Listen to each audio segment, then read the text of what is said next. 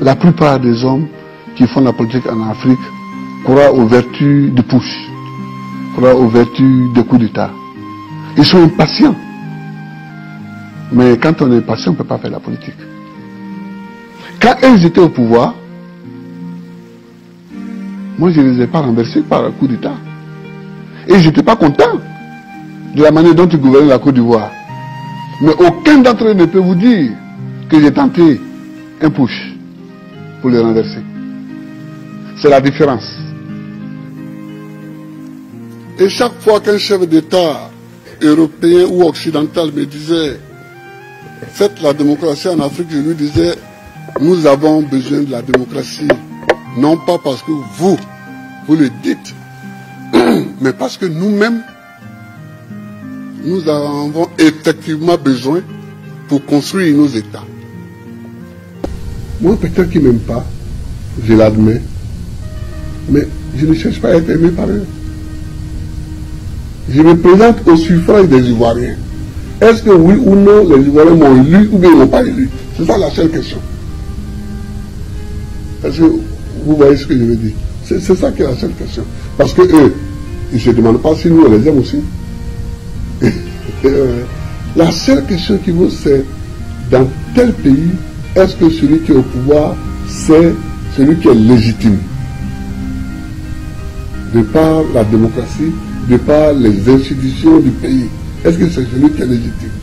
C'est ce que nous cherchons et c'est ce qu'on doit chercher pour la Côte d'Ivoire. Madame la procureure a dit une phrase qui m'a un peu choqué. En disant que nous ne sommes pas là pour voir qui a gagné les élections et qui ne les a pas gagnées. Mais on ne peut pas parler, on ne peut pas débattre de la crise post-électorale et ne pas savoir comment les élections se sont passées. Qui a gagné les élections? Parce que c'est celui qui ne les a pas gagnées qui a semé les troubles. Je crois que c'est ça la logique. Donc, la question est là. Qui a gagné les élections? Et donc, quand j'ai demandé qu'on recompte les voix, ce n'était pas une phrase en l'air.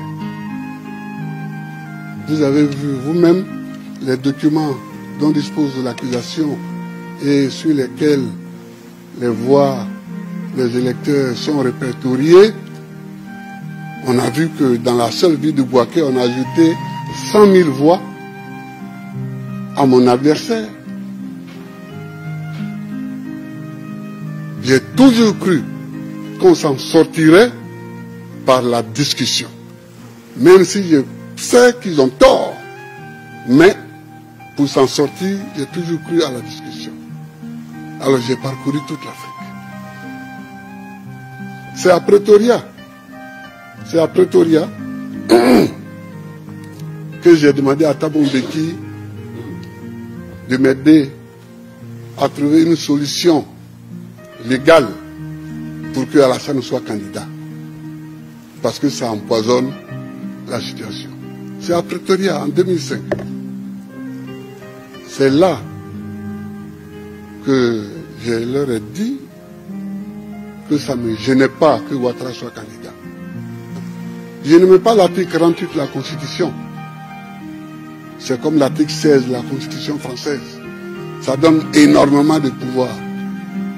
Mais ce jour-là, j'ai pris l'article 48 de la Constitution et j'ai permis à Ouattara et à Bédié, d'être candidat.